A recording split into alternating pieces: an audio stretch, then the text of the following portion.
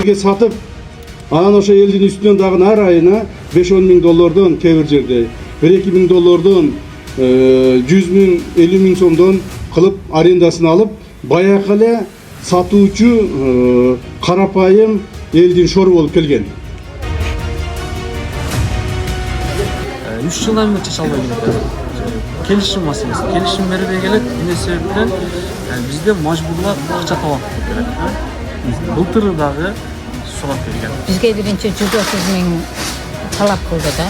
Анан биз эми майлы бербей койбойбуз, берели деп 1000 доллардан айтып атабыз го мына кредит алып, карыз сурап, мына кээ бир алтындарыбызды сатып 1000 доллар кылып алып келип, баарыбыз чогултуп Ахмат деген балабыз бар эле киргизсек албай койду. Калпакты алып барып эле ошол пияз саткандардын арасына коюп койсо туурабы? Базардан тышкары. Бермес, бул жерде соода кылганыма биз негизи Кара Суу базарында соода кылганыма 10 жылдан ашты да. Анан кийин биз негизинен сырт жакта соода кылчу элек. Буга чейинки бүгүнкү келген жетекчиге чейин сыртта соода кылчу элек. Анан сыртта курулуш башталганга башталып калганга ылайык бул сырттан бизди ишкерге алып келген, өзү алып келген. Могул жака туруңуздар, ал жакта курулуш баштайбыз, жаңы имарат, базар имарат түшөт деп бул жакта турганыбызга 3 жыл болду. 3 жылдан бери бул Кара Суу базарынын жайма базары. Бул жетекчи келгенге чейин эле бул навесибиз бар болчу. Бул мурда эле бир 20 жыл башта салынып, асфальт төшөлүп, чатыры жабылып, ушундай навес болгон жер. Бул даяр эле. Бул жаңы жетекчилик бул жерде бир мыкта кылган эмес. Может быть 5-6 шипрын алмаштырып койгондур. Кайсыл жерден жан түшкөн жерде. Биздин немебизге суранычыбыз менен. Бирок ага дагы биз өзүбүз акча чогулуп бергенбиз, акча чогулуп бергенбиз. Эми бүгүнкү күндө эмне деп кайрылабыз? Биз эмне бул маселени биз 3 жылдан бери чече албай келет. Келишим маселеси. Келишим бербей келет. Эмне себептен бизде мажбурлап акча талап келет. Былтыр дагы сурап келген. Биз жыйнап, анан кийин кандайдыр бир себептер менен дагы бир журналисттер келип интервью алып, эмне себептен сурап атасың дегенде, анан сураган эмесин деп чыгып кайра таркатып берген акчасын. Мен жыйнагам былтыр ошо макул бир аздан болсо акча жыйнап берели, ушундай суроо бар. Эми быйыл ал сумманы көп айтты. Эмне себептен десек, бул жердин курулушу эмес, бизде курулган даяр жер. Наркы жаңы курулуп аткан имаратка жаңы ошого спонсор болду, демирчи болсо. Демирчи деген бул өз ыктыярында, мажбур эмес. Анан биз демирчи болбойбу десек, анда мистана бошоп түшүп кеттилер. Биз өткөнкү бир жылга башта биз мында бул жакты көрсөтсөм, мындай жерде прилавкалардын үстүндө турчубуз да. Прилавкалардын үстүндө турчубуз. Биз ошого макулдук бербей койгон күнүн эртеси эле прилавкаларды алып кетебиз. Ал жок, аз кайсы жакта экенин да билбейбиз. Күндө мынча жерде жайылып турат. Баардыгы жерде жайылып турат. Биз президент администрациясына чейин кат жаздык да. Жогорку кеңештин депутаты Козоевго чейин кат жазганбыз. Бирок ал жактан кандай реакция болду билбейм. Бул базардын жетекчиси өзү биз менен жолугушууга барбай, андан кийин эле жолугушууга барып калды. Жолугушууда биз жолугуп бизге айткан 10 күн бошотуп тургула, мен жакшына калып чечип берем деди. 10 күн бошотуп тургула, мен жакшына калып. Макул деп 10 күн биз чыкпай эле туруп турабыз. Жакшына калып чечип берсең, макул деп кеткен күн эртеси чатырды. 5-6 болсак жакшы болуп атат, чечилип атат деп базардын контролёру, местного акча чогулткан жигит чалды, келгиле, базардын жетекчиси чакырып атат. Жакшы жагына чечип берет деп каласыз, биз сүрүнүп келебиз да. Жакшы жагына чечип берет. Келсек, мурун 130 миң талап кылып атканда, келгенден кийин 200 миң талап кылды. 200 миң бересиңер. Плюс телефонума видео кылып тартып алам. Ар бириң 200 миң берген адам. Биз базар жетекчиси менен келиштик. Биз мурда түшүнбөстүк кылып тура эмес башаламатка барып алыппыз. Бүгүнкү күндө баары жакшы келиштик деп айтасың. Ошондой кылып айтты. Кайран биз жакшы жагына чечилели, жаман жагы биз үчүн. Эми бул жерде мына эжелер, чоң эжелер бар да, бул ата-энебизден чоң эжелер бар. Булар чындап акчасы болгон болсочу, бул үйүндө жатмак да. Үйүндө жатмак. Бул биз Алексей Кыдыршаевич былтыр эмес, бюджетте бир жыл менен эсимден чыгат, 1 жыл 1,5 жыл аралыгында эл менен келип жолугушкан. эл менен келип жолугушканда мурунку бул бийлик келгенге чейинки базар комдор элдер кудусуна мажбурлап акча алып жүргөн 2 жыл 3 жыл аралыгындачы. Бул жерде Кенже деген эженин базары болгон экен, мен ал эжени деле көргөн эмесмин, жакшы тааныбайт экен. Ошентип жүргөн экен.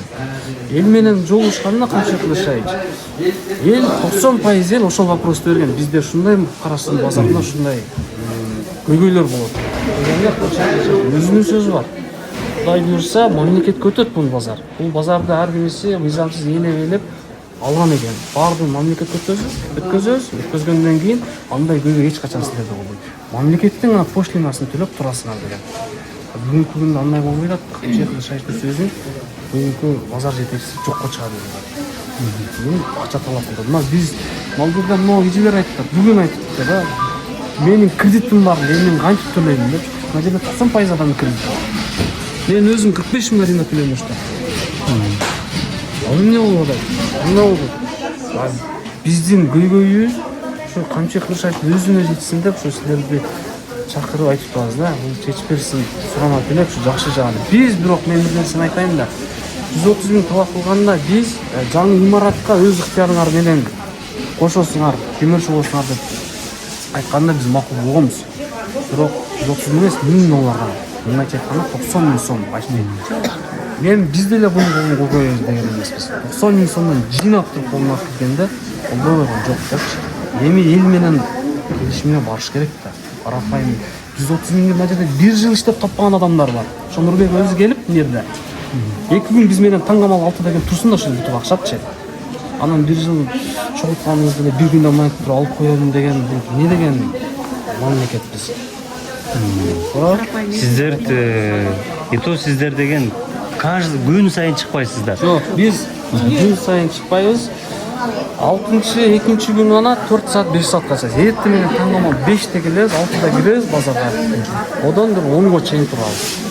Бул баардык Карасууда биз тааныгандар баардык айтып бере алат.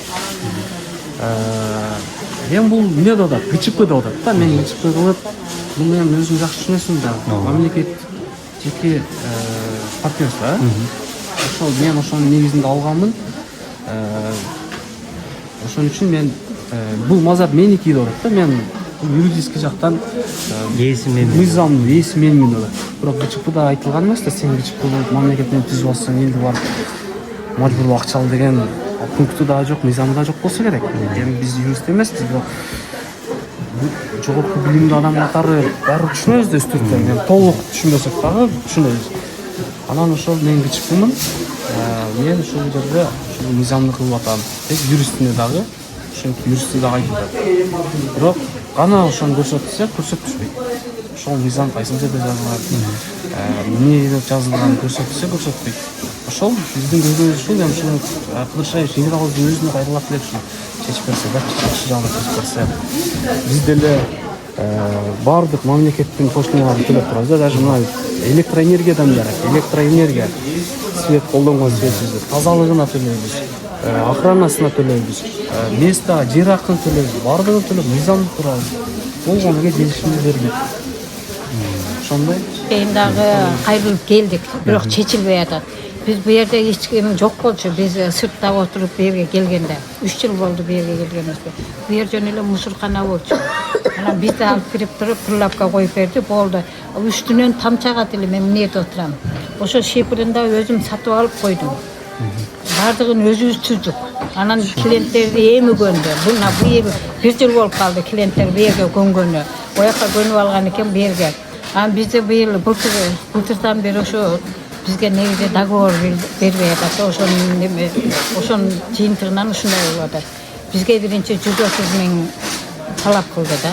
Анан биз эми майлы бербей койбой эмес, берели деп $1000 айтып атабыз го. Мына кредит алып, карыз сурап, мына кээ бир алтындарыбызды сатып $1000 кылып алып келип, баарыбыз чогултуп, Ахмат деген балабыз бар эле киргизсек албай койду. Men 130 ming bolsa alam, bul bolsa jok dep atkaz kılıp albay atat ошол вакыт чогулткан акча. Азыр эми кечеги 6-күнү макул мен силер менен сүйлөшөйүн деп Нурбектин өзү менен сүйлөштүк. Болсо чечип берем, 10 күн сурап койгула деди эле. Анан кече кайсы күнү bir 6-7 adamımızды çakırıp alıp özlerinin nesine adın telefonuna çıkıp çakırıp alıp ondan 200 beresiңер deptir. 130 bu yaktalar kalıp 200'ge çıktı da. Biz 130'dan kaçıp atsak 200'de qanday төлөй алабыз. Ошон үчүн жогорку бийликке биз кайрылуу жасап атабыз да. Айла жок мына азыр мына 2 жума болду. Биз соода жай албайбыз, калпак сата албай калдык. Бүгүн эле келген жок жанагы кароолчулары. Өткөн 6-күнү келип алып тополоң кылып чыгарбайсыңар деп анысына аяка бунусун бияка чыкпайсыңар, буерге жайбайсыңар деп. Анан кийин пилапкаларыбызды ошонун эртесине алып кетиптир. Кечинде сандыктарыбызды товар менен алып кетиптир. О жаңы стройка кылган жакка алып кетиптир. Мына азыр бүгүн ошо калпактарыбыз жок, товарыбыз жок. Жайганыбыз жайды үйдөн алып келген кичине товарыбызды. Анан калган сандыктагы товарларыбызды жай албай калдык бүгүн. Биздин ошо кайрылуубуз ушуну бизге эмнеде канча 20дан ашык өзү өндүрүп келген, өзүбүз тигип келген калпактарыбызды саткан адамдар барбыз да. Ошончо адамдын эми ошол талабына жооп берип койсо ошону биз суранат элек да. 2 күн чыгабыз. 2 күндө ошо калган күндөрү өзүбүз үйдөн бала чака менен тигебиз да. Канча тигет дейсиң, ошону алып келип кичине болсо да сатып таңгамал эл уктап атканда биз келебиз. Келип соодабызды кылып эл келгенде биз уже кайтып калабыз. Себеби үйгө барышыбыз керек. Анын майда чүйдө иштери көп билинбегени менен, калпак дегени менен. Оңой эле бүтүп калбайт. Эле сатып кетип каласыздар негизи. Биз эми алганын алат, сатканын сатабыз, сатпаганы жок. Азыр эми соода солгундап калган мезгил. Келебиз, кээде соода ачпай да кеткен убакыт болот да. Ошондой болсо да үмүт кылып келе беребиз. Ошол азыр ушундай мезгилде бизди ушундай кыйнап атат да. Бизге мыйзамдуу болсо майли берели, кана көрсөткүлөчү. Төлөйлү ошо мыйзамдуу болсо десек ошонусу жок да. Көрсөтпөй атат. Аны бар же жок деп да айтпай атат да. Айтпай атат. Биз ошол жетекчини көрө элек эле, мен тааныбайт эле болчумун. Кечеги 6-күнү ошо бетиме жолугушуп сүйлөштүк да. Ошол жерде да чечише албай ошону кеткенбиз. Эми мына жаш балдар мына эриңиз жакшы эле биздин жагдайыбызды түшүндүрүп окшойт. Эми булардын кирешеси эле ушул. Үйлөрүндө бирден калпакка кул салган машинкасы бар, 3-төн тиккен машинкасы бар. Бирөөсү калпакка кул салса, бирөөсү бала чакасы менен тигет, өндүрөт. Анан ошону алып келип, жуманын 2 күнүндө ошол жерде сатабыз. Анан кийин будан ушундай эле эми балдар бейжай баспай, тырышып, жакшына жүргөн үчүн кичинеден өздөрүнө кеңири оокатына чыгат. Тыңыраак оокат кылып турушат да. Анан ашып аткан деле эчтеке жок бу жердечи. Антип эле келип акча ала турган деле соода жок. Анан биздин мына оборотубузду көрүп деле базарком пайкаса болмок. Булардын обороту канча сомго ылайыктуу деп пайкаса болмок да. Анан тегеле эл менен келип жолуп калган бала экен. Айланайын келсинчи, бизге түшүндүрүү иштерин кылсын. Ушу 130 миңди эмне себептен алат экен десек тегеле жолукпай жүрүп, анан биз журналист чакыргандан кече келип бизге жолукту. Энесиндей болгон, мына мен 65ке чыктым. Тим эле бизди кекетип атты. Мына баарыбыз деле кекетип атты. Не, мен баарын законду кылып атам деп. Законду кылса бизге түшүндүрбөйбү? Бул балдар деле айылдан келген балдар. Айылдан келип ушу карасын тегерегине жайгашып калган балдар. Анан кийин эми мамлекет деле ушу тың оокат кылып алды, 150 сомдон 150 миңден акча берип атпайбы? Ошол актарына. Булар ошол турмушту өздөрү эле куруп тыңып алган да. Эми ашып аткан делеси жок, бирок тиргиликтерине тың балдар да эмичи. Анан бирөөгө берет, ашыкча бере турган деле тыйындары жок. Мына мен ушу немеде 20 жылдан бери жүрөм, пенсионермин. Мен деле өзүм балдарым башка иш кылат, өзүм ушул арзан калпакты тигип алып, арзаны тиген менен анан эми пенсияма кошумча. Мына базардын администрациясын бизге жасап аткан адилетсиз мамилесине бир көңүл буруп койсунчу. Биз үчүн адилетсиз эле болуп атат да. Олураңдап келип алып биз менен урушуп атат, мындай бир копол мамиле кылыпчы. Анан кийин мына бизден талап кылып аткан акчаны мына коллектив мыйзамсыз деп атышат. Биз мыйзамдуу өлкөдө жашайбыз. Пикирде bilemiz bari özeleçi. Anan emi biz dağı kamçıyek taşıyıptan şu mizamda bir jakların karap mına elden karapayım elge көңүл буруp koysun suranabız da. Сиздер деле келишимди бергенге эми баягы акчаны алардын колуна эмес ошо мыйзамда кандай сумма көрсөтсө даярсыздар ошого бардыгына через баягы банк аркылуу бергенге да мыйзамдуу гана. Бирок сиздер өзү түшүнүп атасыздар бул акча кандай жолдор менен алынып атканын. Biz эми жанагы ушулардын жанагы акча талап кылган кагазы менен банктын кагазынын номеру төп келсе банкка төлөсөк мамлекет банкка анда мейли деп атабыз да. Анан жеке чөнтөккө бербейсиздер. Ооба, коррупция жоюлуп кетип атат, криминал жоголуп атат, биздин мамлекетте мыйзам орноп атат. Анан бизге да көңүл бурпойчу. Биз барыбыз карапайымдарбыз мында. Барыбыз карапайым. Ашыкча мынандай үй салып, шумдук машина минип кеткен эч ким жок. Бу жерде урсактарын тың тойгозуп, мисалы үчүн өкмөттөн да пасовый алышпайт. Кээ биринде 6-7 балдары бар. Кээ биринде 5-6 баласы бар. Өкмөттө пасовый алышпайт. Өздөрүнүн оокатын ошо түнкүлдөп келип жасашат, анан кетишет да. Айтыш боюнча биз кече эле келип эле ушу толкунуп эле бекер отурат. Ушулар кыйкырып көнүп калган дейт. Мына биз мамлекетке түшө турган ар бир немесин жер акыны, светти, светти да өзүбүз тартырганбыз. Учет жигине да акчасын өзүбүз топтоп, мына ушу жалпы кинзер менен койдурганбыз. Анан ушу жер акысын төлөйбүз мамлекетке түшө турган. Светине, шыдырганына, охранасынан бир акча төлөйбүз. Мына квитанцияларыбыз бар. Анан булар бийликке кандай жеткизип атат билбейм. Бирок мына эгерде условиясы болсо, мына жерде мына контейнер жок.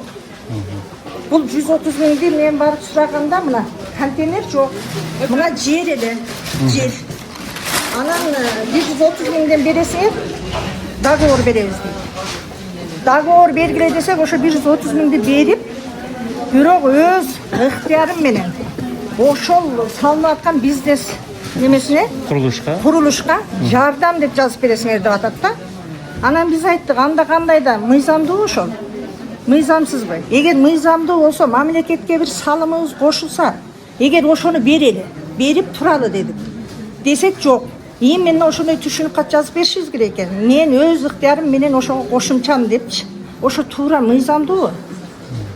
Эми ошол бизнес немени алар спонсорлор салыш керек да, туурабы? Же ушу карапайым эл салыш керекпи? Ал жерден эгерде ошол жерден бересиңерби, биз салым кошсок десек, ал жерге тишиңер өтпөйт деди. Квадрат метри $10,000 деди. Анан эми алар ошо жактан өздөрү салабыз деп алгандайын салыш керек да. Анан ушу жалаң бизде ошол пенсионер, эми жаш балдар. Анан бул Нурбектин айтканы эмне? Bir ай эле производитель булар складта отуруш керек дейт. Биз складта отургудай производитель шакылдаган сектор жок. Текшерсин. Мына эмнеге бир жумада 2 чыгабыз? Биз калган күнү тигебиз. Ой, небиреми тазала дейсиң, ага жаман көрүнөсүң, жыйын буну кара дейсиң, буну гүл сал дейсиң. Бунун оюнда шакылдаган секте иштеп эле, периодун баарын биз алып эле, анан деп ойлойт окшойт. Биз айттык, эми кечегинде жолуктук.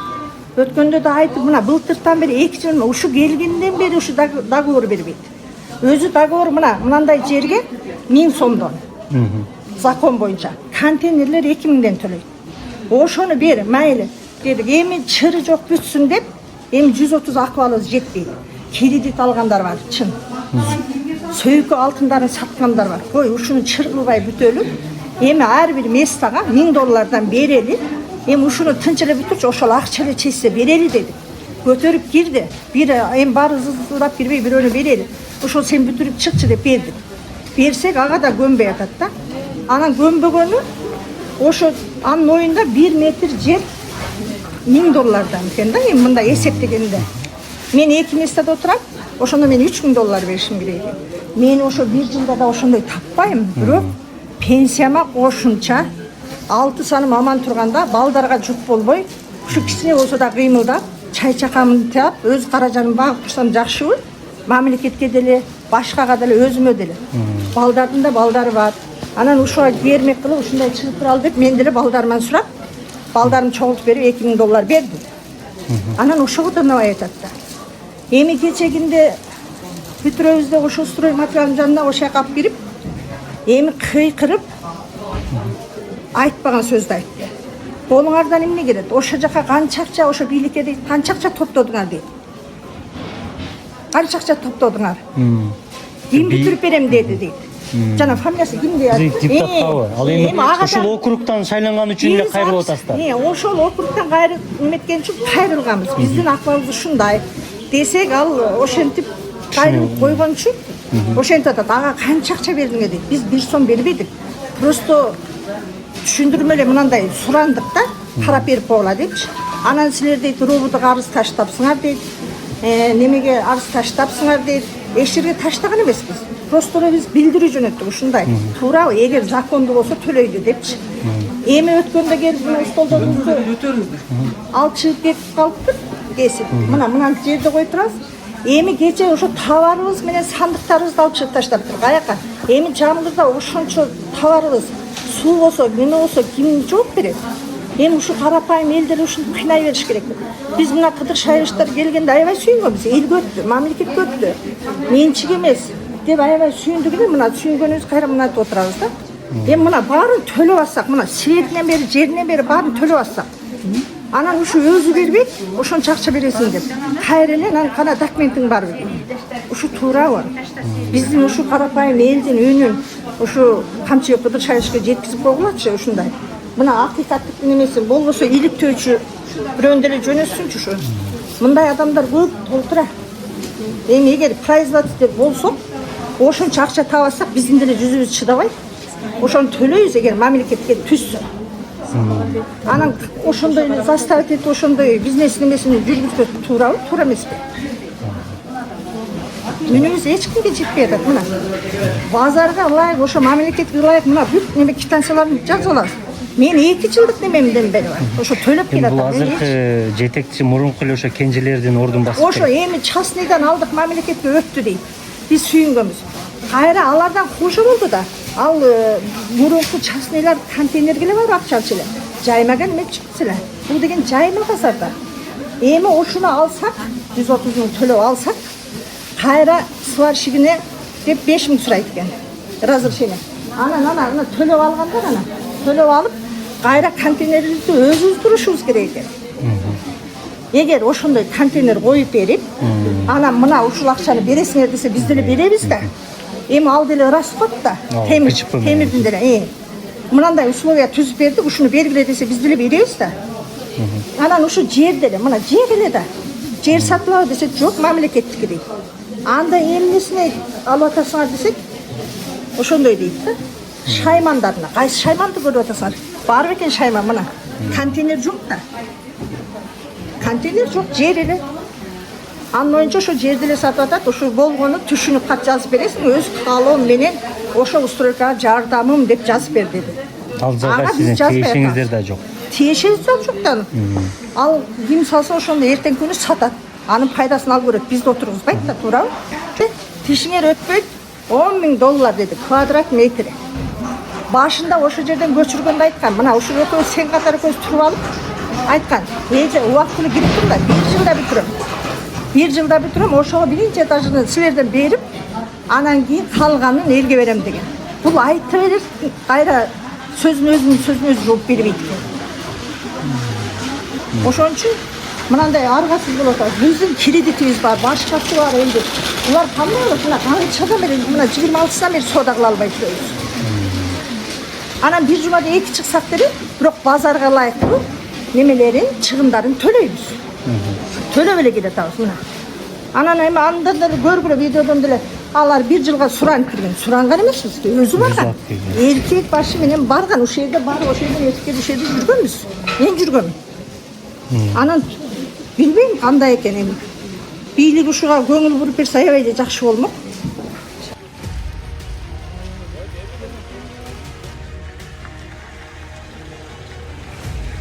Азыр базар жетекчиси ушул жерден место предлагать этти да. Ошо контейнер демөөрчү болбогондорго ушул чет жакада бул жака эч ким келбейт да. Бул жака эч ким калпак сатканга туура дагы келбейт. Калпак сатканга да туура келбейт да, бул эң талаа.